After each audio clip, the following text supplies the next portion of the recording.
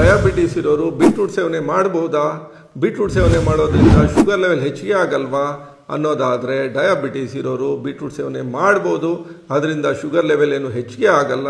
ಕಾರಣ ಇಷ್ಟೇ, ಬೀಟ್ರೂಟಲ್ಲಿ energy level ಕಡಿಮೆನೇ ಇದೆ. 100 ಗ್ರಾಮ್ ಬೀಟ್ರೂಟಲ್ಲಿ 35 ಕಿಲೋ ಕ್ಯಾಲರಿ ಅಷ್ಟೇ ಶಕ್ತಿ ಇರುವಂಥದ್ದು.